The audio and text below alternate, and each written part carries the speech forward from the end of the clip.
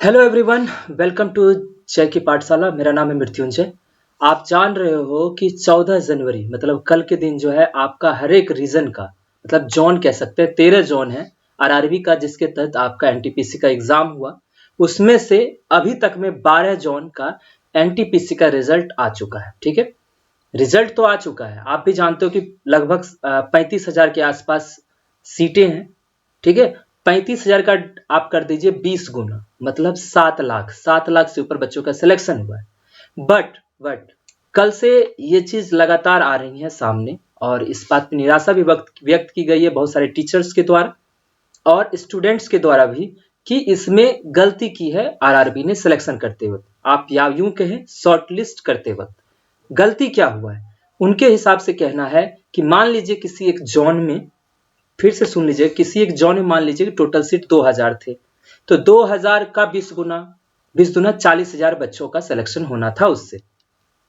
But लेकिन वहां पे क्या प्रॉब्लम है कि 40,000 रोल नंबर तो आपको इशू किए गए हैं, क्योंकि आप ये जान लो कि टोटल जो है आपके पास कितना था। लगभग आपको मैं सब कुछ बता दूंगा कि लगभग आपके पास थे 7, ठीक है, 13 कैटेगरीज, मतलब 13 ऐसे पोस्ट थे जिसका एग्जाम लिया गया एनटीपीसी के तहत। 13 पोस्ट को उन्होंने 5 लेवल्स में बांटा था, 2, 3, 4, 5, 6। क्लियर? ठीक है, उन 5 लेवल में अलग अलग लेवल्स में अलग अलग पोस्ट को डाला गया था। किस लेवल पे? तो 12th प्लस और ग्रेजुएशन के लेवल पे इतना कुछ किया गया। अब उन्होंने क्या किया कि वहां पे क्या किया कि जैसे जितने लेवल थे उसके अकॉर्डिंग, उसमें मान लो कि लेवल 2 में 2 बच्चे हैं तो 2 का 20 गुना करती 20 गुना 40, उसका अलग रिजल्ट आया। और उसमें जो कैटेगरी का बंटवारा है वो अलग। ठीक है, फिर उसके बाद लेवल 3, लेवल 5, लेवल 6 अलग अलग कर दिया। तो ये जो सिलेक्शन हुआ है इसके तहत क्या हुआ कि उसमें से कॉमन विद्यार्थी ज्यादा है, और इस वजह से क्या हुआ, चूंकि कम, आप ये सोचो कि कॉमन विद्यार्थी अगर हर जगह हो रहे हैं तो भले मेरे पास टोटल मैंने कहा था 35,000 बच्चे हैं, 7 लाख सिलेक्शन हुआ है, लेकिन जो अगर बच्चों की गिनती की जाए जिनका की रिजल्ट आया है वो लगभग 3 लाख 3.5 लाख के आसपास है। ठीक है, तो एक्चुअल में जो आप अगर देखोगे 3.5 लाख बच्चों का सिलेक्शन हुआ, लेकिन उन्होंने कैटेगरी वाइज रिजल्ट जब निकाला, लेवल में हर एक लेवल का अलग अलग जब रिजल्ट उन्होंने हर जोन का निकाला है, तो इस तरह से ये जो है निराशा का व्यक्त किया गया है बच्चों के द्वारा कि हमारे साथ छलावा हुआ है। ठीक है, ये चूंकि सोशल मीडिया पे लगातार चल रहा था, अभी मैं इस पे कोई टिप्पणी नहीं करूंगा क्योंकि रेलवे ने इसका क्लैरिफिकेशन दिया है, वो ही मैं आपको अभी बस समझाने के लिए आया हूं। इसके बाद आपका क्या कहना है क्लैरिफिकेशन के बाद, आप अपना बात रखना। ठीक है, कि आपको इस क्लैरिफिकेशन से संतुष्टि है या अभी लग रहा है कि इसमें कोई गलती है या उन्होंने दिक्कत किया है।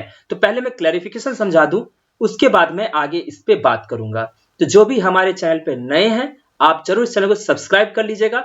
इसी तरह के जितने भी क्वेरीज रहेंगे, जो आपको परेशानियां करती हैं, जिस पे आपको दिक्कत होता है, उन सारे मुद्दों का मैं यहां निवारण कर दूंगा, समझा दिया करूंगा क्या बात है।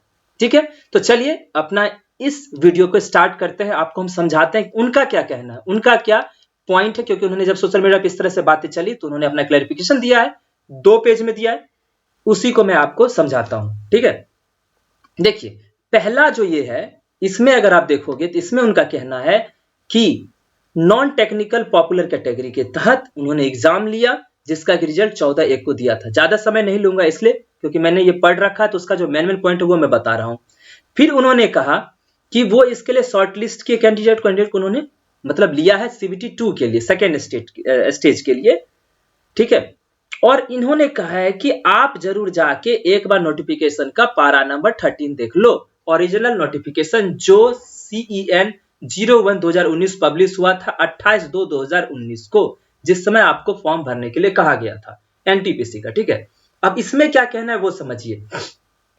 इनका क्या कहना है कि इसमें से जो है, यहां देखिएगा 13 categories where advertise which were open to graduates. ठीक है, 13 पोस्ट थे जो ओपन थे ग्रेजुएट्स, वो 13 पोस्ट पे सारे ग्रेजुएशन जो कर चुके हैं वो सब भर सकते थे, और उसमें से 6 ऐसा था जो कि अंडर ग्रेजुएट यूजी मतलब 12th प्लस वाले भर सकते थे।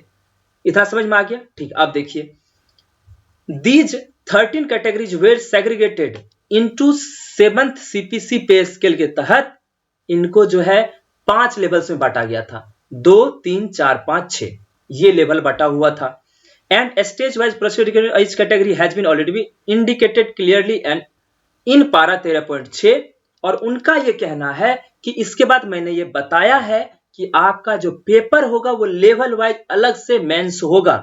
यही इनका यहाँ कहना है कि स्टेज वाइज जो प्रोसीड है वो रिक्रूटमेंट है हर एक कैटेगरी का वो लेवल वाइज होगा।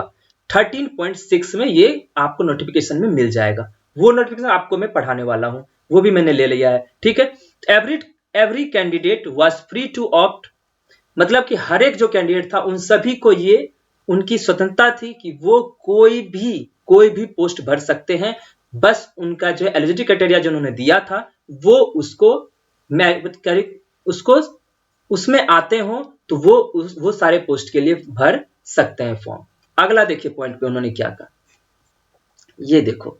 फिर कहा कि इसके लिए उन्होंने कहा था कि वाइल द फर्स्ट स्टेज, जो पहला स्टेज होना था सारे कैटेगरी के लिए, वो एक साथ होना था। ठीक है, आगे फिर देखिए तो पारा 13.2 जो पारा 13 वो उन्होंने जिक्र किया उसमें 13.2 में ये पॉइंट है क्लियरली स्टेटेड, ये आसानी भाषा में ये बोल रहा है आपको कि second stage there will be a separate exam for each group.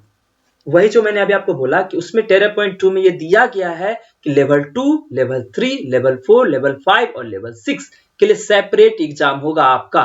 मतलब हर एक, जैसे एक एग्जाम में CBT2 सिर्फ एक CBT2 नहीं होगा, आपका हर एक लेवल के लिए अलग अलग आपको CBT2 देना पड़ेगा। मतलब मैं कहना चाह रहा हूं अगर जो कल रिजल्ट आया है, अगर आपका पांचों लेवल में नाम है तो आप 5 पेपर दोगे, जिनका 3 लेवल में नाम है वो 3 पेपर देंगे, जिनका 1 लेवल में नाम है वो 1 पेपर देंगे। इतना समझ में आया? फिर देखिए आगे क्या बोला, different grades level of difficulty. इसलिए ऐसा किया जाता है क्योंकि जैसे ग्रेजुएशन वाले हैं या जो नॉन अनग्रेजुएट है, मतलब जो अंडर ग्रेजुएट है, उन दोनों में जो पेपर होगा, दोनों में जो डिफिकल्टी लेवल होगा वो डिफरेंट होगा। ठीक है, अब आगे देखो, all post falling with in the same level shall have a common second stage. मतलब कि देखो पोस्ट क्या कहा था, 13 पोस्ट थे, मान लो 13 पोस्ट में से जैसे 3 पोस्ट 6 के अंदर आता है, स्टेशन मास्टर अप्रेंटिस का 2, तो ये 3 पोस्ट आते हैं, इन तीनों का सेम पेपर होगा, मतलब लेवल वाइज होगा ना कि पोस्ट वाइज होगा। ये इन्होंने यहाँ क्लियर कह दिया है। If a candidate is eligible and has opted for more than 1 level, अगर कैंडिडेट जो है एक लेवल ज्यादा ऑप्ट किया है, उसने फॉर्म भरा है एक लेवल ज्यादा के लिए, have to appear in the corresponding second, वो अपना सेकंड स्टेज में अपीयर हो सकते हैं। ठीक है, each level as given the standard difficulty level each group post will be different. तो ये तो मैंने बता ही दिया कि डिफरेंट लेवल्स के लिए डिफरेंट डिफिकल्टी लेवल होगा, मतलब अलग अलग तरह से क्वेश्चन सेट किए जाएंगे अलग अलग लेवल के। ये समझ गए? आप देखो आगे क्या बोला, it is also brought to the attention candidates provision the number of candidates to be called for NTPC। आप देखिए मेन मुद्दा यहाँ है जिसके लिए कल से परेशानियां हो रही हैं, जो सेकंड में बुलाएंगे वो 10 टाइम रहेगा। इनका कहना है कि हमने जब नोटिफिकेशन निकाला था उसमें मैंने कहा था कि 10 गुना लेने वाले हैं, लेकिन कैंडिडेट्स को ध्यान में रखते हुए उसको 20 गुना कर दिया गया। मतलब आप देख रहे हो कि टोटल 20 गुना रिजल्ट आया है, वो भी मैं आपको लिस्ट दे दूंगा जो उन्होंने दिया है। ठीक है, फिर क्या हुआ, फिर आप यहां पे समझ सकते हो उसके बाद क्या हुआ है कि चूंकि उन्होंने कहा कि 10 लेना था लेकिन 20 गुना लिया है। आगे देखिए, the number of vacancies to protect the interest of the candidate का इंटरेस्ट को ध्यान रखते हुए उन्होंने 10 गुना से 20 गुना लिया। Is done ensuring meritorious candidates are not denied an opportunity, और इससे ध्यान दे रखते हुए कि जो भी मेरिटोरियस कैंडिडेट है, जो अच्छे कैंडिडेट है, उनको उनका जो है अपॉर्चुनिटी खत्म नहीं करना चाहिए, अवसर खत्म नहीं करना चाहिए, इसलिए उन्होंने 10 गुना की जगह 20 गुना लिया। Hence took a reasonable number of candidates for the second stage. Number of shortlisted has been kept at 20 times the community-wise vacancy of the post notifying the merit in the first stage come preference of the post। तो इन्होंने कहा कि वो जो है 20 गुना मैंने लिया है कैटेगरी वाइज ध्यान रखते हुए। ठीक है, तो 20 गुना, जैसे मान लो कैटेगरी, मान लो अगर मान लो 10 टोटल है एक जोन से, 10 में से मान लो लेवल 2 में 10 पोस्ट है, अलग अलग जितने कैटेगरी है उसका 20 गुना उन्होंने लिया है, उसको भी मैं आगे समझा दूंगा। ठीक है, तो इस तरह से इन्होंने ये अपना बात रखा है कि मैंने जो 13वां पारा में मैंने जो कुछ कहा है उसी के हिसाब से मैंने 20 करके 20 गुना पोस्ट मैंने लिया है, 20 गुना पोस्ट मैंने मतलब बच्चों को फिल किया है, सेकेंड स्टेज के लिए शॉर्ट लिस्ट किया है। क्लियर हो गया?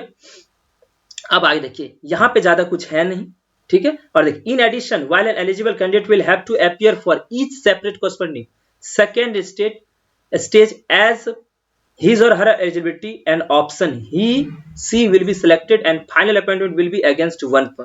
और सबसे बड़ी बात क्या है कि इनका ये कहना है कि हो सकता है कि सेकंड, जैसे हुआ नहीं सकता, ऐसा हुआ है कि एक बच्चे का 5 लेवल में रिजल्ट हुआ है, लेकिन एट लास्ट जब उनका सिलेक्शन होगा तो वो सिर्फ एक पोस्ट के लिए सिलेक्शन होगा। ये आपको ध्यान रखना है। उन्होंने ये एकदम सीधा सपाट बातों में बोला है कि जब उनका सिलेक्शन, जो फाइनल रिजल्ट आएगा, वो सिर्फ एक पोस्ट के लिए सिलेक्ट किए जाएंगे।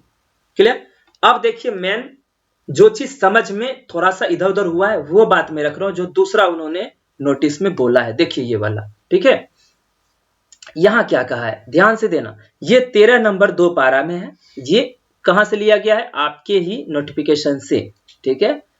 Short listed candidates has been done separately for each level based on option exercise as their educational qualification. Therefore CBT 2 के बारे में बोला 20 गुना लिया। कैसे लिया है इसको आपको मैं बता देता हूं, रुकिए। हाँ ये देखिए, अब ध्यान देना। क्वालिफिकेशन एक है 10+2, दूसरा है ग्रेजुएशन, ठीक है।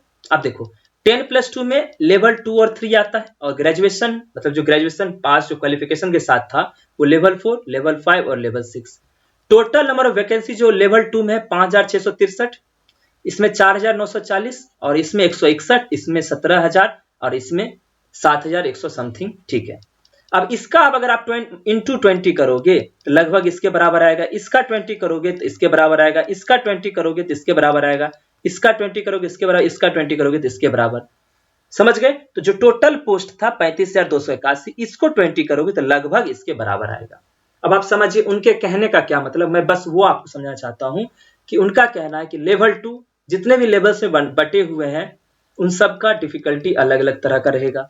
और उनका ये कहना है कि मैंने ये पहले ही पैराग्राफ में बोल दिया था अपना 13 पैराग्राफ में कि हर एक लेवल का अलग अलग एग्जाम होगा, इसलिए मैंने उस लेवल के इंटू 20 करके मैंने कैंडिडेट सेलेक्ट किया है। हो सकता है उस कैंडिडेट जो है हर एक में रहेंगे, हो सकता है कि वो सारे कैंडिडेट्स हर एक में रहेंगे, इसलिए उन्हें जैसे 5663 है, इसका जब 20 गुना करोगे लगभग 1,13,260 के आसपास आ गया। इसी तरह से इसका करोगे तो 98,000, फिर 3,200, 3,47,000, सब मिला के 7,05,620 बच्चों को इन्होंने लिया है।